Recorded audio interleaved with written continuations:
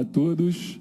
Hoje vamos trabalhar imunizações, vacinações na infância, que é um tema extenso, bem interessante e que tem muita pergunta na prova. Então a gente vai trabalhar mostrando todas as vacinas do PNI, que é o famoso Programa Nacional de Imunizações, em 2 aulas. E a gente vai mesclar com as apresentações das vacinas bastante questão. Então, a gente vai fazer isso na primeira aula e na segunda aula a gente também vai treinar mais questão ainda e vai falar da vacina do HPV e da profilaxia pós-exposição da raiva. No último tempo, principalmente para quem está ao vivo, né, nessa sequência, a gente vai falar de doenças alérgicas em pediatria. De rinite, dermatite atópica e asma, tocando nos pontos mais interessantes, assim, um resumo bem interessante. Então a gente vai começar com a vacinação na infância. Essa aí é a publicação de 30 anos, feita em 2003. Eu mostrei porque a capa, eu acho bonita essa capa, né? Com o Zé Gotinha. E em 2013, a publicação de 40 anos. Hoje em dia a gente tem 42 anos do programa. E aqui o Zé Gotinha, eu acho que ele está se despedindo, né? Porque ele está saindo da vacina. Ele que foi o grande propagandista, o marqueteiro do PNI, ele agora está se aposentando praticamente. Ele ainda está no programa, mas está saindo. Então vamos falar das vacinas. A classificação das vacinas é importante que a gente tenha noção, principalmente dessas 2 primeiras classificações. Se a vacina é atenuada ou se ela é inativada. Vacina atenuada é uma vacina com o agente da doença que sofreu um processo no laboratório para ficar fraco, para ficar atenuado, de maneira que ele não provoque doença, mas cause uma infecção e leve à resposta imunológica duradoura. Vacina inativada, você pega uma parte do agente ou o agente morto e dá para o paciente, gerando também uma resposta imune satisfatória.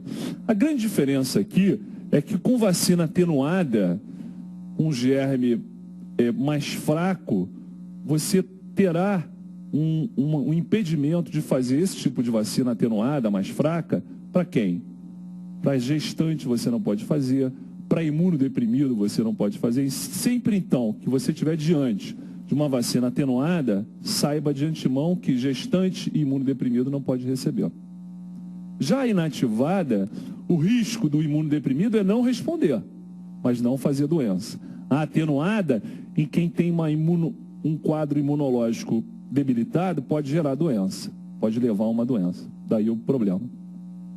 As conjugadas têm esse nome, são as vacinas polissacarídicas, pneumococo, hemófilos, meningo, que pegam a cápsula polissacarídica, que é extremamente antigênica, que leva à imunidade, e conjugam com uma proteína, porque só a cápsula polissacarídica leva a uma resposta imunológica tipo IgM e pouco duradoura, em que você não tem participação do timo, você não tem linfócitos T associados ao timo, levando à resposta também. Então a resposta imunológica é transitória.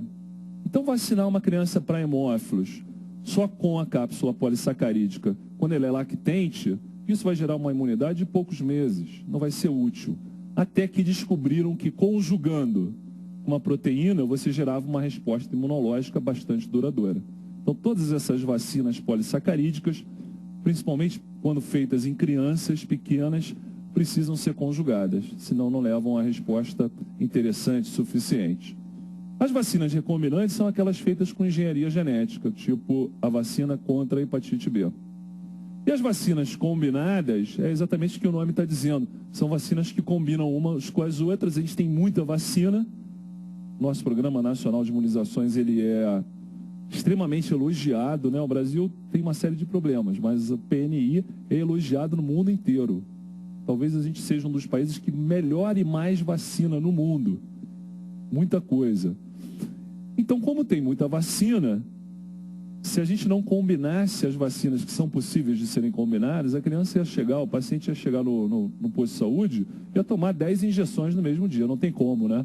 Então, se combinaram muitas vacinas para serem uma tetra, uma penta, são 5 agentes na mesma injeção.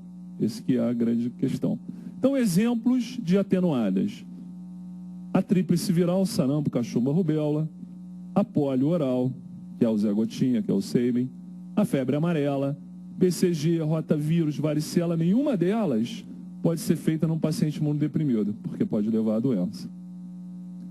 As inativadas. A inativada contra a polio, que agora está entrando fortemente no nosso calendário, já é a vacina que é feita aos 2 e 4 meses. A vacina do influenza.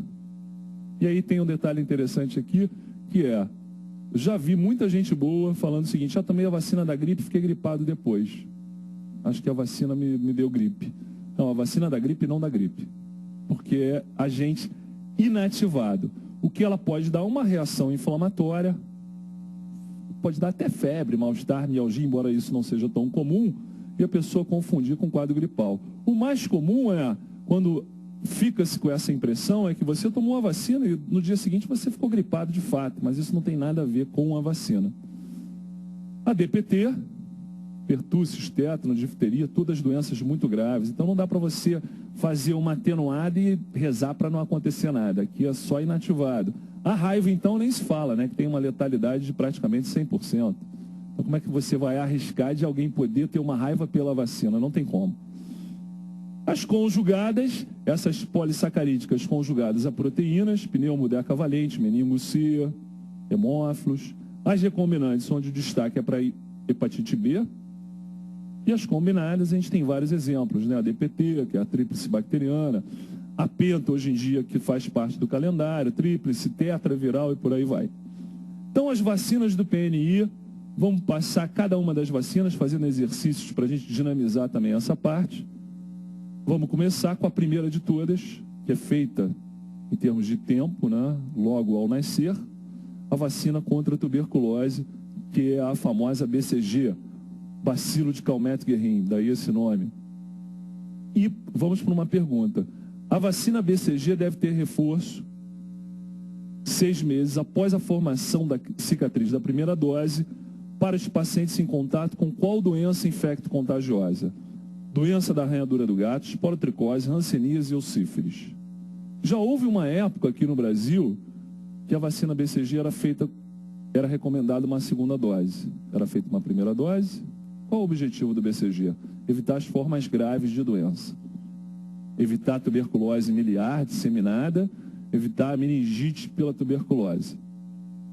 E aí, essa vacina é feita ao nascer. Pensando em diminuir a tuberculose pulmonar, o Ministério da Saúde, em um determinado momento, uma década atrás, resolveu colocar uma segunda dose da BCG. O que aconteceu na prática? Não diminuíram os casos de tuberculose pulmonar e todo mundo que tomava vacina quase caiu o braço, porque já tinha imunidade, fazia um booster, uma reação local terrível, ficava um buraco aqui no braço. Eu me lembro que a minha afilhada já tinha tomado a primeira e minha prima levou ela para tomar a segunda, não falou comigo, que eu ia falar para ela não dar. Eu não estava nem um pouco convencido da utilidade da vacina. Então, assim, em termos de saúde pública, você repete o que o Ministério da Saúde fala. Agora, individualmente, você acaba usando um pouco da sua opinião, que você colheu com informações científicas. E aí, acabou que ela fez, eu me lembro que ela ficou com um buraco no braço. Depois ficou tudo bem. Depois fica tudo bem.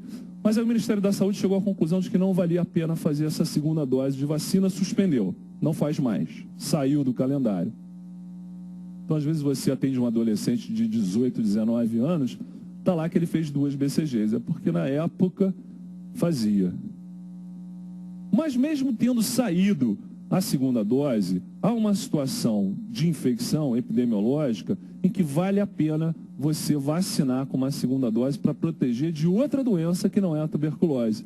Então, contactantes de hanseníase, ali a letra C, merecem uma segunda dose quando o contato é intradomiciliar, porque diminui o risco de contrair a hanseníase. E são 6 meses depois da primeira dose, considerando a primeira dose feita quando a cicatriz já estiver formada. Então, espera formar a cicatriz e depois de 6 meses de formada a cicatriz, você faz essa segunda dose. O PPD pode ser afetado pela vacina BCG por quanto tempo? Na investigação da tuberculose da criança, e mesmo do adolescente, do adulto, é comum a gente usar o teste tuberculínico. que sendo 5 milímetros para cima, é considerado positivo. O paciente está infectado pelo bacilo. Não quer dizer que esteja doente, mas está infectado. Quando o paciente toma BCG, em qualquer idade, por um período, um determinado período, o PPD fica com uma reação maior, induzida pelo BCG. Qual é esse tempo em que o PPD fica afetado pelo BCG? São 24 meses. Então, tomou ao nascimento, na primeira semana de vida, que é o comum aqui no Brasil, por 2 anos, o valor positivo do PPD vai ser de quanto? Em pacientes vacinados nos últimos 2 anos, o PPD é positivo a partir de quantos milímetros? A partir de 10. Enquanto em qualquer paciente, qualquer um de nós aqui faz um PPD, 5 é positivo, 5 para cima. Mas para aquele que tomou a vacina nos últimos 2 anos, como a vacina estimula a resposta do PPD, a gente precisa ter 10 para ter ele considerado positivo. Então, até 2 anos, como todo mundo toma a vacina, 10 é o mínimo para ser positivo. Com o que é preparada a vacina do BCG? Cepas atenuadas de M-Bovis, cepas inativadas de M-Bovis, cepas atenuadas do M-tuberculose ou cepas inativadas do M-tuberculose. A gente viu que o BCG são cepas atenuadas. Mas é interessante que não é do Mycobacterium tuberculose, é do Mycobacterium bovis, que gera resposta contra a tuberculose. Então, são cepas atenuadas do M-bovis, do Mycobacterium bovis, letra A. Então, a indicação do BCG é a prevenção das formas graves, para fazer para todo mundo, ao nascer, e a administração é difícil. Eu me lembro que levei meu filho para vacinar, sim, levar recém-nascido no posto, sair de casa com recém-nascido é quase um novo parto. Aí cheguei lá e eu liguei antes, faz vacina de BCG? Faz. Mas cheguei lá no posto, o moleque, na mão, pá, lá no braço. Trouxe ele para fazer BCG e hepatite. Aí ela falou, infelizmente só vai dar para fazer hepatite. Eu falei, mas eu liguei antes, falou que fazia BCG hoje. Não, é porque a pessoa que faz não está aqui. Não é possível, você tem uma pessoa que faz. Não, é porque é uma vacina difícil de fazer e tal, papai. Inclusive ela só fica até às 4. Eu falei, sim, mas são 3h59. Falta 1 minuto ainda. Ela bem que poderia fazer. Não, mas nesse momento ela não está. Aí tive que levar na outra semana, reclamei um monte, né? Aí o pessoal já me conhece no posto, o cara que reclama. Aí fui com a especialista de BCG, ela fez a vacina deu uma escorrida assim, meu filho ficou com 2 cicatrizes de BCG. Uma beleza, a especialista que fez. Hein? Mas por que é difícil? Por que tem que ter um treinamento? Porque ela é intradérmica. Uma vacina realmente difícil de fazer. E o braço é o braço direito. É padrão fazer BCG braço direito e PPD antebraço esquerdo. Antigamente, BCG braço direito, como é, e varíola braço esquerdo. Hoje em dia a varíola está extinta, não se faz mais vacina. Mas se você conhecer uma pessoa com mais de 40 anos vacinada, como eu, tem a vacina do lado esquerdo, tem uma marca do lado esquerdo, é a varíola. Então as meninas, conhece um cara, pai e tal, tá saindo com um cara, olha o braço esquerdo, tem vacina aqui, tem marca, tem mais de 40. Já tomou varíola. Então, intradérmico, braço direito é o padrão. E como é que é a evolução característica da lesão vacinal? Faz essa ferida, primeiro faz um nódulo, depois uma pústula, depois vira uma crosta, uma úlcera, e aí fecha. Fecha finalmente. E esse processo todo, deixando uma cicatriz, demora de 5 a 12 semanas, de 1 mês e meio a 3 meses. E aí, deixa essa cicatriz. Vamos lá. Dúvidas em relação à vacina do BCG? Opa. Há necessidade de uma segunda dose do BCG aos 6 anos? Não, isso não tem mais. Outra dúvida. Qual é a conduta diante de um paciente que não desenvolve a cicatriz após a primeira dose do BCG? Então, o paciente não fez cicatriz. E aí? Não fez aquele nódulo, aquela evolução com pústula, crosta, úlcera. Não aconteceu nada. Parece até que nem tomou vacina. O que você faz? Você refaz a vacina. Você espera 6 meses, porque em 3 meses geralmente tem cicatriz. Nesse caso, você espera 6 meses para considerar que realmente não tem cicatriz e aí vacina de novo. Aí digamos que novamente não fez cicatriz. E aí? Aí você desiste. 2 doses, acabou, não vai fazer mais. Então, não fez na primeira, você revacina. Não fez na segunda, acabou, não vai fazer mais. Qual é a conduta diante de uma linfadenite axilar após o uso do BCG? Isso é um acontecimento comum. Apareceu um gângliozinho aqui debaixo do braço, na região axilar, numa criança que tomou o BCG. Se esse gânglio geralmente tem 1 centímetro, 1,5 centímetros. Se ele ultrapassar 3 centímetros, a gente vai ter que fazer uma medicação. Faz a isoniazida, até ele reverter, ele diminuir. Mas geralmente o gânglio é pequeno e a gente não faz nada, só observa. Então, falando de uma maneira mais geral sobre os eventos adversos e a conduta. A úlcera formada, que a gente viu ali na evolução vacinal até formar a cicatriz final, ela tem, no máximo, 1 centímetro. Na verdade, ela deve ser menor que 1 centímetro. Maior do que 1 centímetro, houve problema, geralmente falha na aplicação. Um erro técnico. Eu posso ter também um abscesso frio, também geralmente falha na aplicação. Em vez de fazer intradérmico, fez subcutâneo ou fez intramuscular. Aí a reação inflamatória é muito maior. Eu posso ter uma linfadenite maior do que 3 centímetros ou até supurada. Como é que eu abordo esses casos? Uma úlcera maior que 1 centímetro, um abscesso frio, uma linfadenite supurada ou maior que 3 centímetros, a abordagem é isoniazida, vou tratar o Mycobacterium bovis até melhorar. Melhorou em um dia, suspende o tratamento. Geralmente não melhora em um dia, né? Vai melhorar depois de alguns dias ou algumas semanas. E pode haver também uma contaminação bacteriana, um abscesso quente. Aí tem que drenar e fazer antibiótico para germe de pele, uma cefalexina, por exemplo. Agora, vamos imaginar, a BCG é feita muito precocemente aqui no Brasil. A ideia é essa, é o correto. Só que vamos imaginar que a gente vacinou uma criança com HIV. Uma criança com HIV, por transmissão vertical, ela nasce já com um sistema imunológico comprometido? Não vai acontecer. Então, ela vai ficar bem com aquela vacina do BCG. Vai responder àquela vacina. Então, o paciente com HIV, por exemplo, deve tomar a vacina BCG sem problema. O problema é, a questão é, aquela criança que tem uma imunodeficiência congênita e já nasce com o sistema imunológico deteriorado e toma o BCG. Como é que você vai saber que ela tinha uma imunodeficiência congênita? Você não sabe muitas vezes, na maioria das vezes não sabe. E aí a criança desenvolve uma doença pelo Mycobacterium bovis. Fica com febre, emagrecimento, hepatospleno, linfonodopatia generalizada. Aí você faz uma biópsia de um gânglio e descobre que a criança tem uma infecção generalizada pelo M. bovis. Como é que eu abordo? Aqui eu tenho que tratar a tuberculose. Só que o detalhe aqui é o seguinte: o tratamento da tuberculose é feito com o RIP, né? Na cidade. Aqui, e volta, não estou aparecendo aqui não, ó, o quadro. Beleza, beleza. Olha, eu olho lá na televisão. Faria o RIP.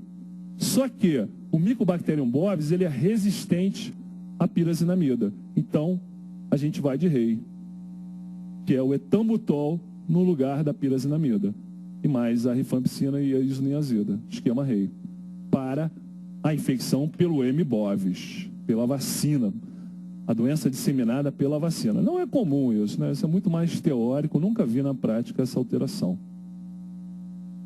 Contraindicações ao BCG, vacina com germe vivo, embora atenuado, então a imunodeficiência congênita ou adquirida não deve ser feito, mas aí eu vou abrir um parênteses aqui para o paciente com HIV, ele pode fazer, se ele não tiver imunodeprimido naquele momento, e ao nascer não está, então vai acabar fazendo, vai fazer. Gestante não faz, recém-nascido com peso menor que 2 quilos não faz, e lesões de pele extensas espera melhorar para depois fazer. Por que o BCG não deve ser feito em prematuros com peso menor que 2 quilos? Pelo risco de provocar doença, pela dificuldade técnica da aplicação intramuscular, pela dificuldade técnica da aplicação intradérmica, pelo risco de não produzir resposta. Por quê? Porque é difícil tecnicamente fazer intradérmico. Então espera ganhar um pouquinho mais de peso, um pouquinho mais de massa, e aí fica mais tranquilo fazer intradérmico. É pela dificuldade técnica, só por isso. BCG, vacinação e revacinação em grupos especiais, reforçando o paciente infectado pelo HIV ao nascer vai tomar, E a criança que não tomou, que tem HIV, digamos um escolar com HIV, não tomou vacina da tuberculose, certo seria tomar. Mas como é que está o CD4 dele? Tá bom? Aí você tem que avaliar a questão imunológica dele, o aspecto imunológico. Mas ao nascer vai poder fazer. E comunicante hanseníase, aquela segunda dose, 6 meses depois da cicatriz formada. Criança de 1 ano de idade, saudável, recebeu a vacina BCG há 2 meses e há 1 mês vem apresentando secreção purulenta no local da vacina, sem febre ou queda do estado geral. É trazida à unidade básica de saúde e você constata que a lesão do BCG mede 0,8 centímetro e palpa um gânglio de 1 centímetro na região axilar direita, sem outros sinais inflamatórios. Qual é a nossa orientação? Então, qual é o tamanho da úlcera? 0,8, menor que 1 centímetro, está normal. Tamanho do gânglio, 1 centímetro. Tem pus saindo, estou esperando isso. A cicatrização final é em 3 meses, só tem 1 mês que deu a vacina. O que eu faço para essa criança? Eu não faço nada específico ali, é só lavagem e observação, nada mais. Letra A, tem nada para fazer aqui. Uma adolescente de 15 anos apresenta um quadro de dor abdominal mais intensa no hipocôndrio direito, vômito, icterícia, colúria e acolia fecal. Exames: TGO 547, TGP 730, bilirrubina 11, direta 9,7. Esse não tomou vacina para hepatite A, né? O que aconteceu com ele? Um quadro de hepatite. Clássico, né? Tanto a descrição como o laboratório. E aí nas sorologias eu tenho um IgM positivo contra o vírus da hepatite A. Mas nessas sorologias eu tenho o AG, o antígeno HBS negativo e o anti-HBS negativo. A pergunta é: qual deve ser a conduta depois da resolução do quadro atual, que vai ser tratado com medidas de suporte? Hepatite A, nada específico para fazer.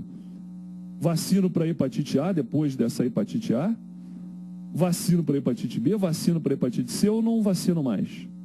Para hepatite A não vai precisar, ele acabou de ter a imunidade gerada de forma natural, ativa com a doença natural. Só que, vamos olhar de novo aqui para os exames dele. 15 anos e ele não tem anticorpo contra o vírus da hepatite B. O anti-HBS dele está negativo. Então ele tem que vacinar para hepatite B. Então entramos na vacina da hepatite B. Ele tem que vacinar. Bem, a infecção pelo vírus B pode ser assintomática, pode ser aguda fulminante ou pode levar a um quadro de portador crônico. Quanto mais precoce na vida é a infecção, maior é o risco de ter um portador crônico, levando a cirrose ou até um câncer, um hepatocarcinoma. Então é muito importante vacinar contra a hepatite B, uma vacina altamente eficaz, e depois da 3ª dose você tem anticorpos protetores em pelo menos 90% a 95% da população, depois de 3 doses. Onde ela é feita? Ela é feita na coxa ou no deltoide. Ela é intramuscular. Pode fazer na região glútea? Não pode. Por que não pode? Porque a resposta imunológica, quando faz na região glútea, talvez pela quantidade de gordura local, é menor. Então é para fazer intramuscular, ou na coxa, ou no braço. No bumbum não pode. O esquema recomendado são 3 doses. Primeira quando nasce, idealmente até 12 horas de vida, para diminuir o risco de transmissão vertical. Depois com 1 mês, depois com 6 meses. Só que esse esquema recomendado é antigo, porque mudou. Agora, no nosso calendário oficial, a gente tem a pentavalente, que é uma vacina combinada para que se façam menos injeções, né? Que junta a DPT, difteria, tétano e coqueluche, mais hemófilos, mais hepatite B na mesma seringa, na mesma dose, na mesma injeção. E isso é feito aos 2, aos 4 e aos 6 meses. Então o cara tem que tomar quando nasce, para diminuir o risco de transmissão vertical, e depois mais 3 doses. Acaba que a programação inicial de tomar 3 doses, ela vai ser suplantada pela programação necessária e mais confortável de fazer a pentavalente com 2, 4 e 6 meses. E não dá para abdicar da vacina quando nasce. Então acaba que o indivíduo toma 4 doses.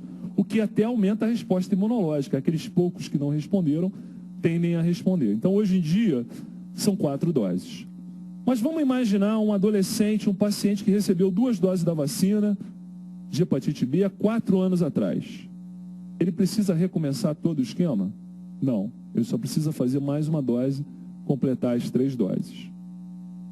Agora vamos imaginar uma outra situação. Indivíduos de grupo de risco, vacinados para hepatite B da forma correta, tomou as 3 doses, tomou com 0, tomou naquele dia, 1 mês depois outra dose, 6 meses depois a 3ª dose, só que ele não responde de forma adequada com formação de anticorpos. Ele deve ser vacinado com quantas doses a mais? Então, quem é grupo de risco? Nós. Profissional de saúde é um bom exemplo de grupo de risco. Quem mais? Profissional do sexo, lixeiro, profissional de saúde, voltando nisso. Então, todo mundo que está mais exposto tem mais risco de ter hepatite B, é considerado grupo de risco para hepatite B. O ideal para o médico seria, para nós da área de saúde, seria, depois das 3 doses, fazer uma sorologia e ver de fato se você está imunizado. E antes, havia a seguinte recomendação: se você não tem resposta adequada de anticorpo, você faz uma 4ª dose. A recomendação atual já mudou. Se você é de grupo de risco, nós, da área de saúde, tomou as 3 doses e tem uma sorologia para hepatite B negativa, você refaz o esquema com 3 doses.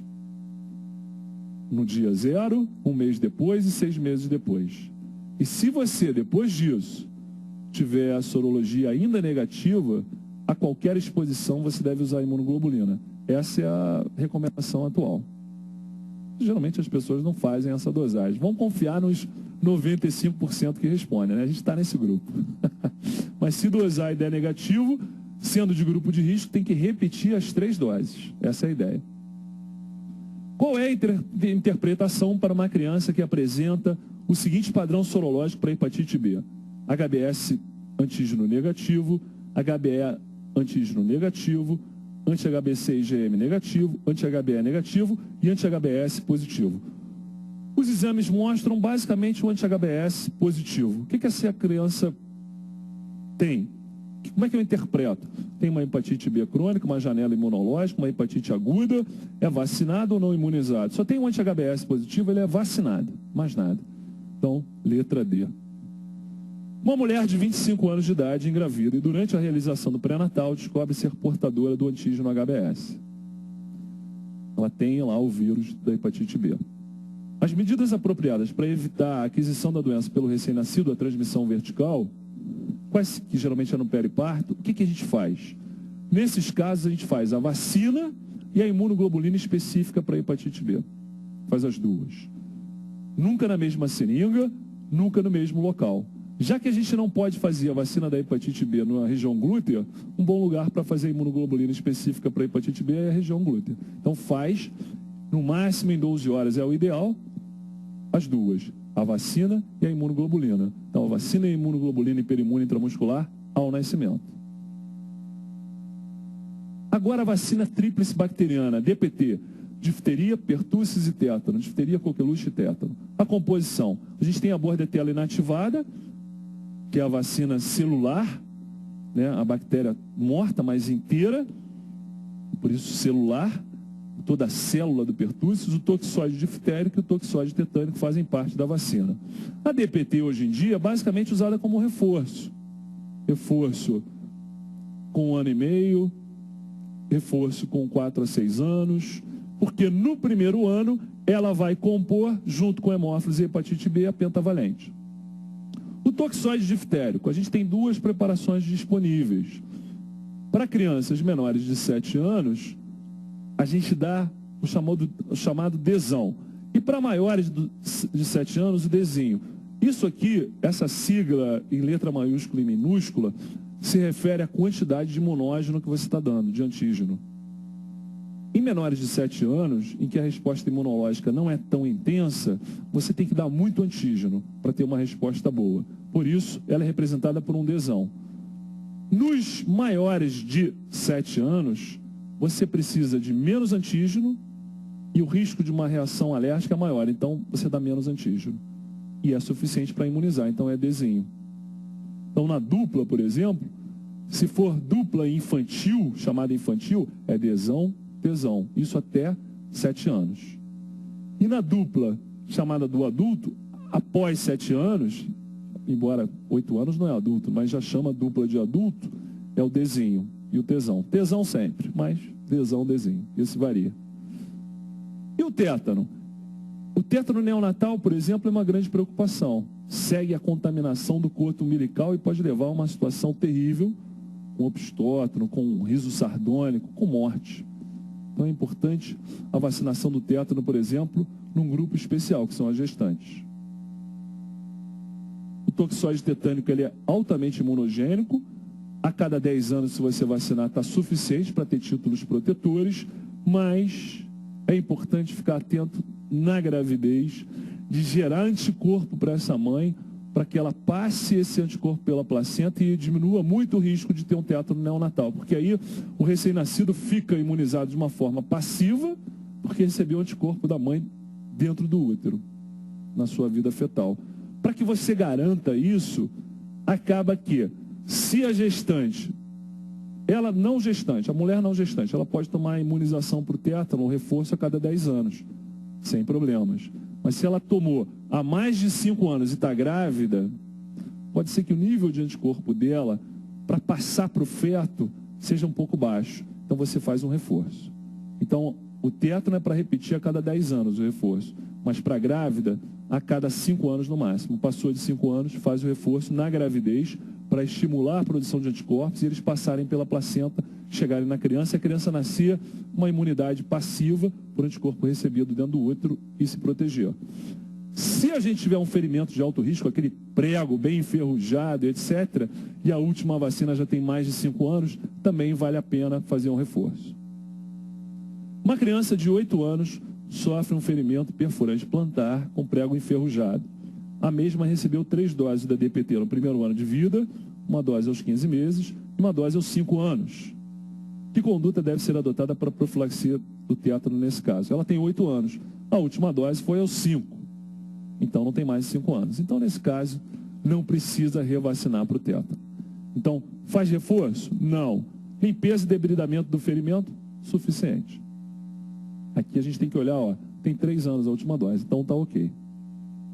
Nos países ricos, o Brasil ainda não está nesse grupo, estamos chegando lá, né?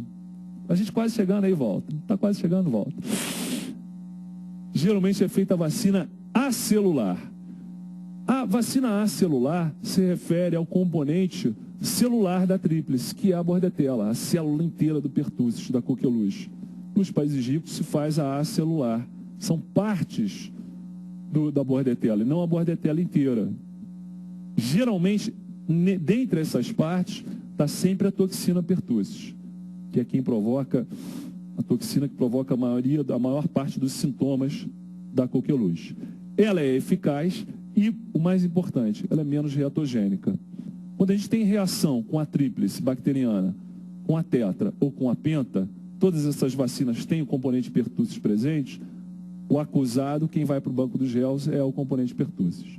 Quando você deixa ele, pega só partes dele e faz a vacina celular, você diminui muito a reação. Ela é menos reatogênica e é tão eficaz quanto. Então, onde se tem dinheiro, já se faz basicamente a celular. Aqui no Brasil, a não ser para determinadas indicações, no oficial, no posto de saúde, você vai fazer a DPT clássica, celular. E aí surgiu a vacina tetra, porque se acrescentou o hemófilos, a DPT, e agora a gente tem a penta, que juntou com a hepatite B. Então é intramuscular, a penta faz 2, 4, 6 meses, e aí o reforço, depois de um ano de vida, geralmente em torno de 15, 18 meses, pode fazer com 15 cravado, tudo bem, primeiro reforço com a DPT. Depois de alguns anos, entre 4 e 6 anos, o segundo reforço. E a partir dessa idade, o reforço será a cada 10 anos, com a dupla do adulto. Já passou de 7 anos, então fez com 4, 6 anos. Qual é a próxima dose? Daqui a 10 anos, 14, 16 anos, a gente faz a dupla do adulto, componente difitérico, pouca quantidade de antígeno, desinho, tesão, a cada 10 anos. Mudanças nessas recomendações. A vacinação contra a coqueluche em adolescentes e adultos. a Sociedade Brasileira de Pediatria e o mundo recomenda que pelo menos um desses reforços a cada 10 anos tenha um componente pertussis, por causa do retorno da coqueluche como doença. Nos últimos anos a gente tem visto, ouvido e lido sobre várias endemias e epidemias de coqueluche. Então a recomendação da OMS é pelo menos um desses reforços, em vez de ser dupla, é a tríplice bacteriana, só que o componente pertussis, um pouco antígeno, não precisa de muito, então é pezinho e acelular, para não dar reação. Fazer pelo menos uma única vez. Isso ainda não faz parte do calendário oficial do nosso governo. Fazer pelo menos uma dose. Mas seria bom fazer. A Sociedade Brasileira de Pediatria recomenda. E depois manter a DT a cada 10 anos. Mas já o Ministério da Saúde, especificamente para gestantes, recomenda o seguinte: essa vacina pertussis acelular, sendo feita preferencialmente entre 27 e 32 semanas, mas pelo menos depois de 20 semanas de idade gestacional. Qual é o objetivo aqui? Gerar anticorpo contra a coqueluche na gestante e que ela passe esse anticorpo para o seu filho, e quando ele nasce ele tem menos risco de fazer coqueluche na fase lactente, que é o mais grave. Isso a cada gestação. Ela vai fazer um reforço com essa DTPA, visando a proteção contra a coqueluche. Isso pelo Ministério da Saúde já está também definido. Então vamos abrir um parênteses aqui para falar da coqueluche. Walter, tem como aumentar um pouquinho aí? O retorno aqui está baixo pra caramba. Para vocês está bom, né? Mas para mim aqui estou ouvindo nada. Estou igual o Tim Maia. Cadê o retorno? Então a gente vai abrir um parênteses aqui, um capítulo à parte, nessa aula de vacina, para falar da coqueluche, que é uma doença que voltou com força nos últimos anos. A coqueluche ela tem 3 fases: catarral, que é uma fase gripal, paroxística, que é a da tosse intensa paroxística, e a fase da convalescença. Então o início é um quadro gripal, uma fase catarral. No estágio paroxístico, você tem os paroxismos de tosse, a tosse intensa, onde a criança tosse. Às vezes tem vômito, depois que tosse, e depois ela se recupera daquele ar colocado para fora, fazendo uma puxada rápida que às vezes gera um barulho, um guincho, que quando acontece, sugere bastante coqueluche, e é até bom, porque ela está conseguindo fazer essa recuperação. Então aqui, ó, dá para ouvir a criança tossindo nessa foto, né? Uma foto do Redbook. Realmente está intensa a tosse. Geralmente, e a doença dura de 6 a 10 semanas. E quando é que ela é mais grave? Quando ela acontece nos primeiros 6 meses de vida. Quando ela acontece num lactente, principalmente se ele for um prematuro, né? Um lactente não imunizado. Complicações entre os lactentes. Pode gerar uma pneumonia, pode gerar convulsões, encefalopatia, hérnia umbilical. Olha só essa foto do Redbook também. Uma hérnia, de tanto tossir. Impressionante, né? Pode levar a sangramento subdural na criança, no lactente. Ou uma hemorragia subconjuntival. Olha só, de tanto tossir. De tanto aumentar a pressão. Ó, parece até que apanhou, né? É o pertussis. Pode também levar à morte, que é uma complicação muito grave da doença. Então, em lactente, existe essa preocupação e uma taxa de mortalidade alta. A coqueluche é provocada por um coccobacilo gram-negativo, Bordetella pertussis, e a pergunta é: por que a coqueluche voltou? Por que houve um aumento dos casos nos últimos anos? Explicações. Quando você vacina boa parte da população para um determinado agente, esse agente para de circular. Se você vacinar 85% das pessoas para um determinado agente, ele simplesmente não vai circular mais. Porque a maioria das pessoas não terá como passar, porque ela está imunizada, ainda bem, né? Mas aí você não tem mais o que a gente chamaria de booster natural. Qual era a recomendação antiga? Você toma DPT, toma ainda, né? A pentavalente, 2, 4, 6 meses, reforço com 15 meses, reforço entre 4 e 6 anos, e é a última vez que você toma pertussis na vida, com 5 anos.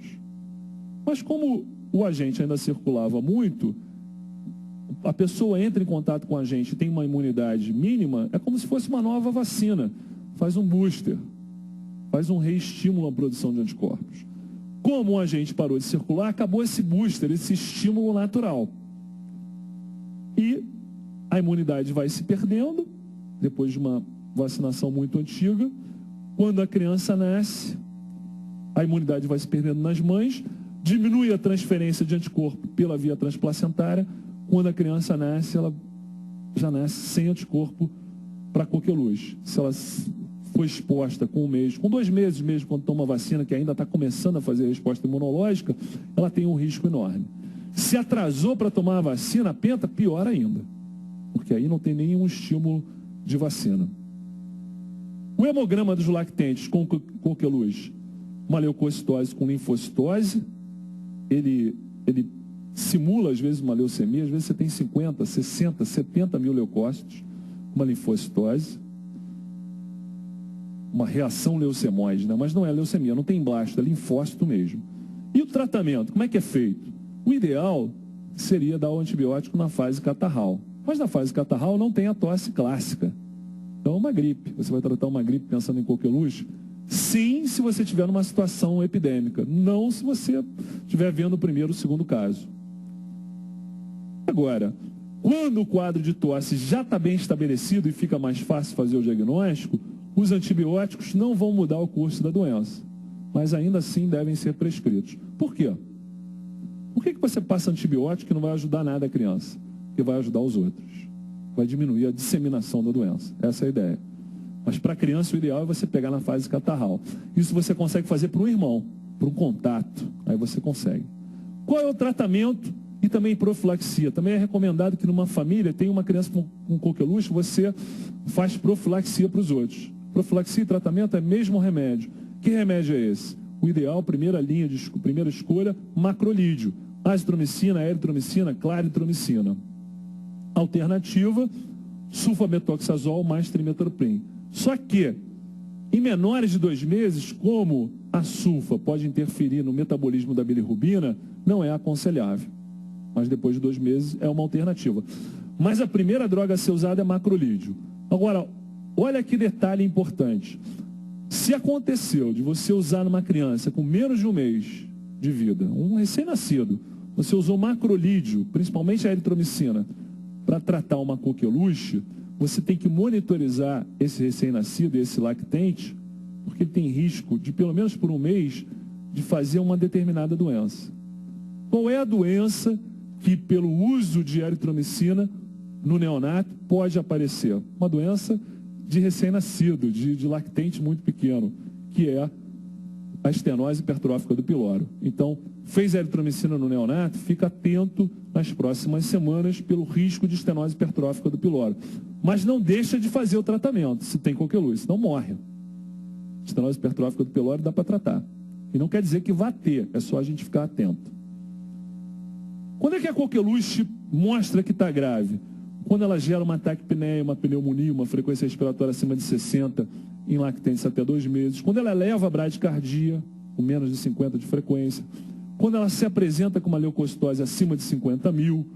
Quando, depois da tosse paroxística, a criança continua hipoxêmica, porque durante a tosse ela pode desaturar, mas passou a tosse, deu o guincho, pum, melhorou a saturação. Passa a tosse, faz ou não faz o guincho, continua desaturando, saturação de oxigênio baixa, isso é um indicador de risco. Essa criança precisa ser internada. Pode fazer apneia, pode fazer gasping. Então, voltando para a profilaxia, diante do reaparecimento da coqueluche, pensando que ela mata principalmente os lactentes, o Ministério da Saúde recomenda, então, para gestante, depois de 20 semanas, principalmente entre 27 e 32 semanas, fazer a pertúrcia celular, que geralmente está junta com a difteria e tétano. Faz essa tríplice bacteriana para gestante, com qual objetivo? Proteger o recém-nascido da coqueluche, a cada gestação. Um paciente de 2 meses